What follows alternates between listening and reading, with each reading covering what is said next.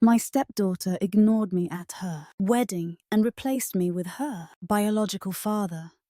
But when it came time to pay, I was already gone.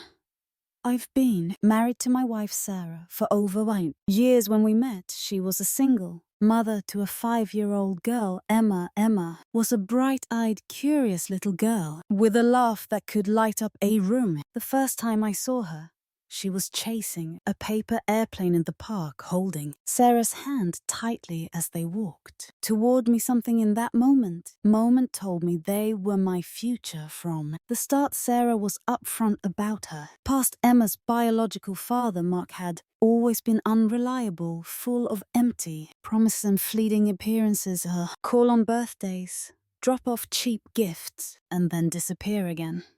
Emma would always get excited whenever he showed up, though Sarah tried to manage her expectations. When Sarah and I got serious, she made it clear that Emma was her priority. I accepted that wholeheartedly. What I did expect was how deeply I'd grow to love her. It wasn't immediate, but over time, every "I love you, Dad," and every little drawing with my name spelled wrong won me over. I was there when she learned to ride a bike after countless falls and scraped knees. I was there when she had a high fever in the middle of the night, holding her while Sarah rushed to get a thermometer. When she had her first school recital, I helped her practice her poem until she knew it by heart. On the big day, she trembled behind the curtain, but found my eyes in the crowd before she started, needing reassurance that I was there. I always was. Mark, on the other hand, was just a background character. He made big promises: next summer I'll take you to the beach, or I'll buy you that bike you want, but never follow through. Emma used to cry when those promises fell apart, and I always picked up the pieces. I never wanted to be the reason she lost faith in her father as she grew older. Our bond only strengthened. I was the one who went to her school meetings, helped her pick out her graduation dress, and cheered her on from the bleachers at her games. She called me Dad, and even though I wasn't her father by blood, I knew she meant it. That's why. What happened next broke me. When Emma went to college, I supported her without hesitation. I covered most of her tuition, books, and even her small apartment's rent. It was a financial sacrifice, but I didn't care. I wanted her to have the opportunity. One never did. Mark, as always, remained inconsistent. He calls sometimes to say your dad is proud of you, but never contributed financially or played an active role in her life. When Emma graduated, she ran up to me after the ceremony, tears in her eyes. "Thank you, Dad, for everything. I couldn't have done it without you at that moment. Every sacrifice felt worth it." So when Emma announced her wedding to Andrew, I was genuinely excited. I imagined walking her down the aisle, a symbolic moment reflecting everything we had been through. I never said it out loud, but assumed that honor would be mine after all I had been there for her through every milestone. The weeks leading up to the wedding were filled with excitement. Emma talked about her dress, the flowers, the music. As always, I offered my support, paying for part of the reception, contributing to her dress, and covering extra costs. I never expected anything in return, except to be acknowledged as an important part of her day. Then the invitation arrived. I opened it with a smile, expecting to see my name in a special place. Instead, it was just a formal guest list. My name wasn't anywhere significant. Worse, Emma had chosen Mark to walk her down the aisle. At first, I thought it was a mistake, but when I asked her about it, her response hit me like a punch to the gut. There's only one biological father, and I've always wanted to give him this moment. I can't describe how that felt. Years of love, sacrifices, and effort dismissed, like they meant nothing but the worst. Part wasn't her choice. It was how casually she said it, as if it had never even crossed her mind to choose me. Her wedding day was one of the most humiliating days of my life. I arrived early in a suit I had tailored for the occasion, sat quietly among the guests, and watched as all eyes were on Mark. Walking Emma down the aisle during the speeches, I waited, hoping someone would acknowledge me. No one did. I was invisible. Something inside me broke that day. The part of me that had always been willing to sacrifice simply shut down. I didn't know it yet, but that moment marked the beginning of a change that would alter everything. That moment, watching Emma walk down the aisle on Mark's arm, was burned into my memory. She was radiant as any bride should be, but for me, the image was filled with bitterness. Not because I didn't want her to be happy, but because I realized in that instant that I was disposable to her. The week after the wedding, Emma and Andrew left for a luxury honeymoon at a beachfront resort with breathtaking views and top-tier amenities. I didn't ask much about it. I couldn't bring myself to engage in conversations about something that marked the breaking point of our relationship. What I didn't expect was what happened when Emma returned. She barely had time to unpack before calling me. Her tone was light, as if nothing had happened. She gushed about the beaches, the surprise dinner Andrew had planned under the stars. I listened in silence, responding with short answers, struggling to keep my composure. Then the conversation took a turn I should have seen coming. "Dad," she said, the familiarity of that word cutting deeper than I wanted to admit. "I need a favor. There had been some unexpected expenses on the honeymoon, and they were a little short on cash. Could I help cover the cost?" For a moment I was speechless. The way she asked, so casually, so assured, like she simply expected me to say yes, just as I always had. I was the one who fixed things, who provided, who sacrificed for her without question. But this time, something in me refused. Maybe it was wounded pride, or maybe it was the weight of years of being overlooked. All I know is, for the first time, I didn't feel obligated to say, "Yes, I'm sorry, Emma," I said, keeping my voice steady, though my heart pounded. "I can't help you this time." Silence. I could imagine the confusion on her face. "But you've always helped before," she finally said, disbelief in her voice. I took a deep breath. "Maybe you should ask Mark. He's your real father, isn't he? Maybe he can help." Another long silence. Then a quiet, "I understand." And she hung up. No argument, no anger. Just an abrupt ending that left an empty space in my chest. Later, Sarah confronted me. She called me cruel, said I couldn't just abandon Emma when she needed me. I told her it wasn't about money, it was about respect. I was there for her for over 20 years, Sarah. And when she had the chance to acknowledge that she chose to act like it wasn't enough, I can't keep being her backup plan whenever things don't go her way. Sarah didn't understand. To her, blood always came first, even when that blood had done nothing but make empty promises. The conversation ended in silence. But something between us changed. An invisible wall formed where there had never been one before. Emma hasn't contacted me since, right after that call. Sarah told me that Andrew was upset with me for abandoning Emma in a tough moment. Apparently, Mark had unsurprisingly vanished. No calls, no messages, nothing. Guess Emma was finally seeing the truth. But that didn't change what she had done, or how she had made me feel that night. Alone in the living room, I replayed every moment I had been there for Emma. Every time she had smiled and called me Dad, and I realized something I had always believed: that title was a choice, a recognition that I had earned my place in her life. But now I wondered if it was just a convenient word to her, something she said When it benefited her, I don't know if I can ever move past this, but one thing is certain.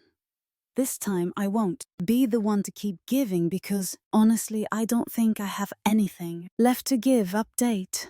3 months since the wedding, and despite my efforts to stay, distant drama keeps finding me. Sarah constantly tries to fix things between Emma and me, looking at me with that mix of disappointment and pleading, as if waiting for me to give in and go back to being the man who never said no. But what she doesn't understand or refuses to accept is that something inside me changed that day. I can't just go back to how things were since the call where I refused to pay for Emma's honeymoon. Our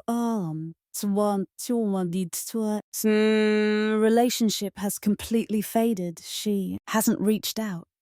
And while that hurt at first, now it feels like relief. No more requests for money disguised as casual check-ins. What did surprise me, though, was how quickly problems started. In her marriage, Sarah, of course, kept in constant contact with Emma and casually brought it up over dinner one night. Emma and Andrew are struggling financially. She sighed dramatically. Andrew lost his job and they're having trouble paying rent. I kept eating already, knowing where this was going. Sarah pressed on. Don't you think we should help them? She's our daughter. After all, I sat down my fork and took a deep breath. I'm not her father anymore, Sarah. According to Emma, that role belongs to Mark. So if she needs help, she should ask him. Sarah looked at me like I had just said something unforgivable.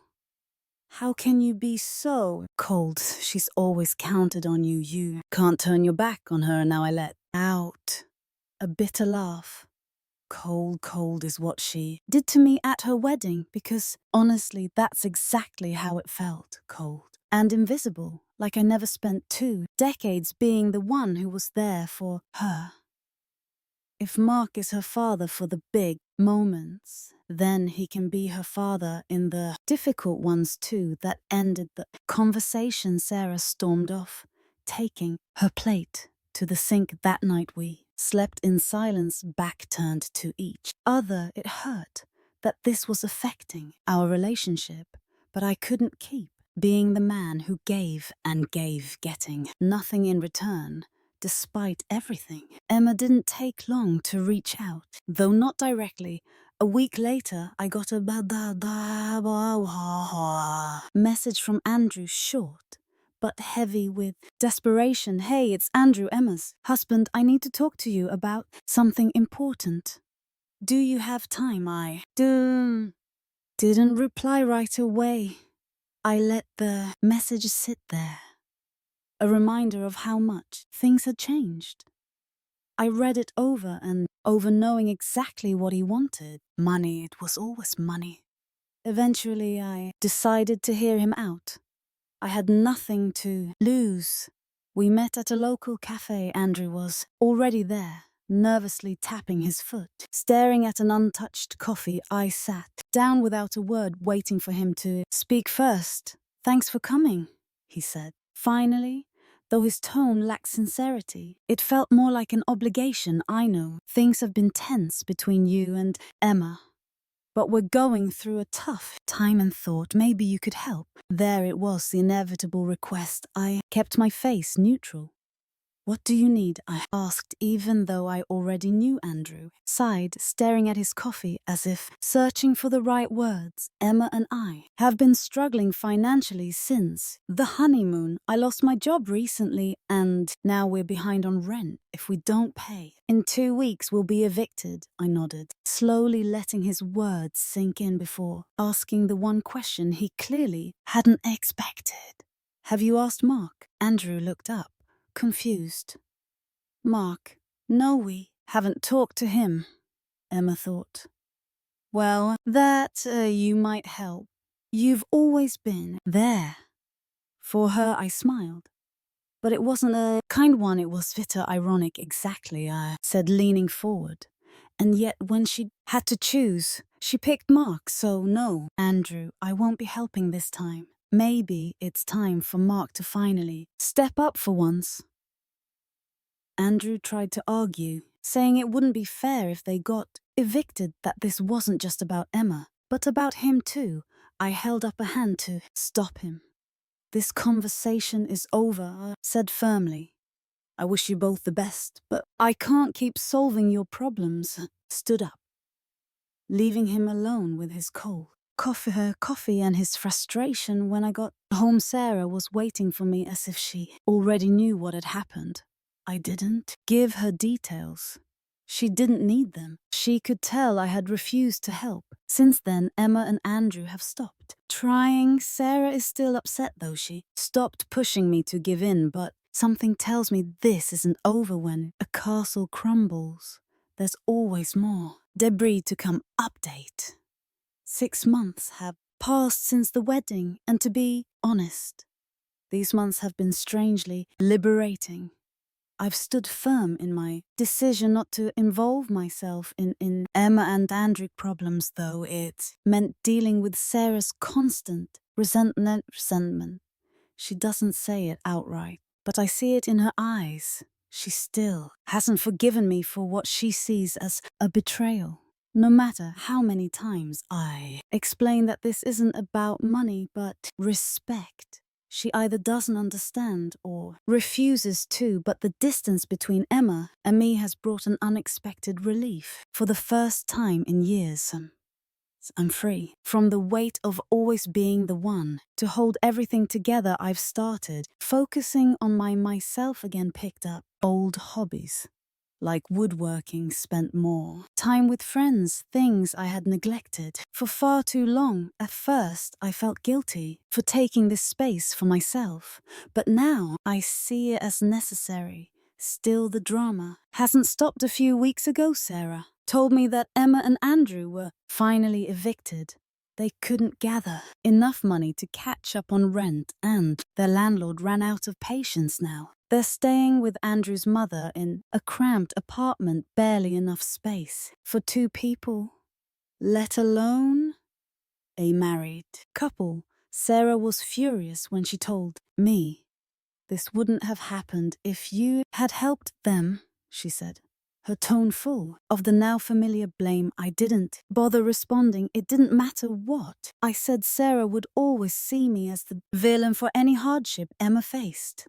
What she doesn't realize is that deep down I know I did the right thing. Emma chose to push me aside, and now she's facing the consequences of those choices. The irony, according to Sarah, Mark has been completely absent through all of this. He didn't even respond when Emma reached out for help. Not surprising. He's been unreliable his whole life, but I find it interesting after all the effort Emma put into placing him on a pedestal. He's nowhere to be found when she actually needs him. A few days ago, while Sarah was cooking dinner, she told me something that almost made me laugh out loud.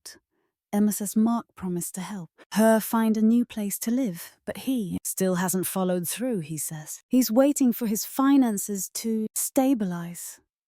I raised an eyebrow, looking at her in disbelief, and Emma still believes him after a lifetime of broken promises. She still believes him.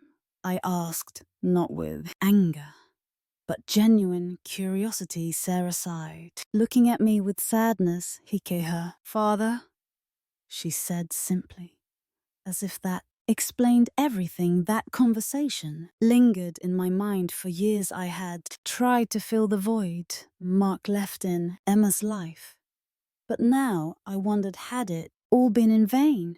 Maybe to her biology always mattered more than actions. Maybe I was never competing with Mark's presence, but with the simple fact that he existed. A week ago, Emma finally reached out to me. Surprisingly, it wasn't about money. She sent a message asking to meet, saying she wanted to talk. I hesitated for a long time before replying, but in the end, curiosity won. We met at a park we used to visit when she was little. Emma was already there, sitting on a bench, nervously fidgeting with her hands. When I approached, she stood up and gave me a hesitant hug, one that didn't feel genuine, but I accepted. it out of politeness for a few minutes. We sat in awkward silence. Then she started talking, but not about why she had called me there. Instead, she spoke about how difficult it was living with Andrew's mother, the tension in her marriage, how much she missed having her own space. I listened without interrupting. I could tell she had a lot to unload. Then finally she got to the point, Dad. She said a word that used to mean so much to me, but now felt hollow. I know I've disappointed you. I know the wedding hurt you, and I don't think I realized how much until it was too late. I waited, letting her continue inside. I felt a mix of emotions, disbelief, sadness, and a lingering resentment. Emma took a deep breath before adding, I just want to say I'm sorry for how things turned out. I never meant to make you feel replaced. But you did, I replied calmly but firmly. And not just at the wedding, Emma. Every time you ignored everything I did for you, every time you chose to see Mark as something he never was. You say you didn't want me to feel replaced, but honestly, I don't think I was ever in that place to begin with. Emma looked down, visibly shaken by my words. Maybe she had expected Edme to simply accept her apology and return to how things used to be, but that wasn't possible anymore. Some things, once broken, can't be repaired. The conversation ended shortly after, as we said goodbye. She told me she hoped we could rebuild our relationship. With time, I didn't respond, not because I didn't want it to happen, but because I wasn't sure it was possible. Emma didn't just break my heart.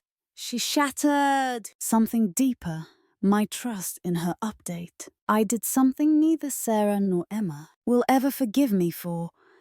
And honestly, I don't know if I should even ask for forgiveness for the past years since the wedding. My relationship with Sarah has crumbled beyond what I ever thought possible. What started as emotional distance has turned into an unbridgeable gap. The love, the bond, even the respect we once shared feels gone.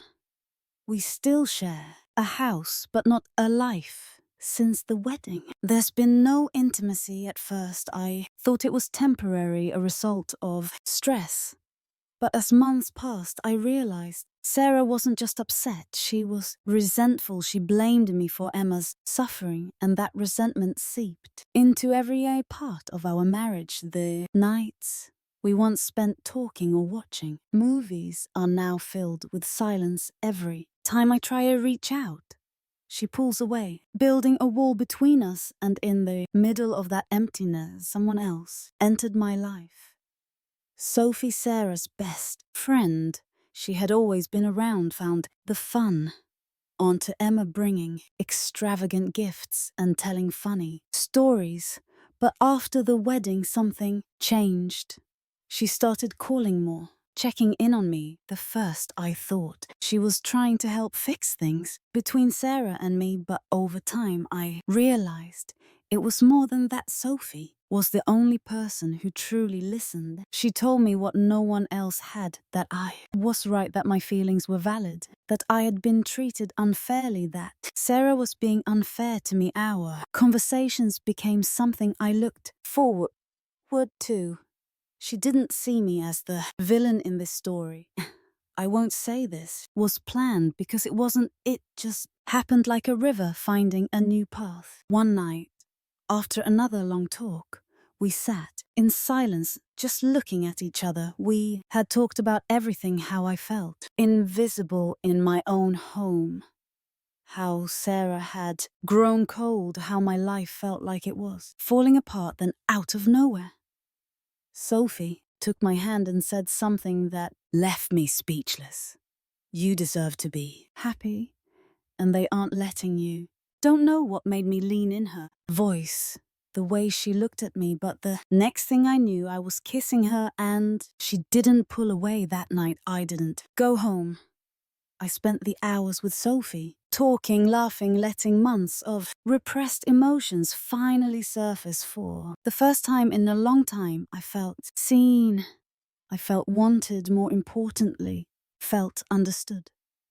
I know what I'm doing is wrong, but I don't regret it. Sophie has been my escape, someone who truly sees me. I found with her what I lost with Sarah. Connection. Sarah suspects something. She watches me when I come home late or step out to answer messages, but she hasn't confronted me. Sophie struggles with guilt, too, yet neither of us regret what we've done. I know this can't last. When Sarah finds out, there's no turning back. But for now, I don't feel so alone. Final update. 2 years have passed. Looking back, it feels like a distant storm, yet its scars remain. I've rebuilt my life, though. I don't know if I can ever undo the damage. Sarah and Emma cut me out completely. In a way, they freed me. When I finally confessed, Sarah's reaction was even more intense than I had imagined. She confronted me before I could speak. What is this I've seen? The way you've changed? Tell me the truth, I blurted out. Sophie and I, we've been seeing each other. She was there for me when no one else was. Sarah's face twisted from shock to fury. Then came the words that still haunt me. So all of it, everything we built, meant nothing to you. I stood there, speechless. Everything I had done was to keep my family together, but I had failed. Sarah, I said, voice shaking, while you were trying to save Emma. I lost myself, and you didn't even can see it. She screamed so loud it hurt. What you've done is unforgivable. How could you destroy our family? Emma walked in. She already knew. Her voice was ice, I thought. You were better than this, but you never cared. Did you? You just wanted to be the hero. And look what you've done. That's not true, I said, trembling. You pushed me away. You chose Mark. And when you needed something, I was just supposed to fix it. But when I gave you everything, it was never enough. Was it enough? Sarah yelled. That doesn't justify this betrayal, Clara. Letting go, and just like that, they told me to leave, to never contact them again, to hurt. But at the same time, I felt relief. There was nothing left to save. I moved into a small apartment. The divorce process was exhausting, but the real pain wasn't the legal battle. It was knowing the life I built was gone through it all. Sophie was there. My comfort, my motivation. She didn't excuse my mistakes, but she didn't judge me either. Months later, as I was finally piecing my life back together, I got a message from Emma. Dad, I know I hurt you. I know I failed you, but you will always be my father. I'm sorry. I know things will never be the same, but I will always love you.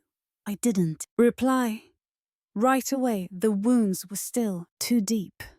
Maybe one day I'll find peace. But for now, I'm moving forward no matter what I've left behind.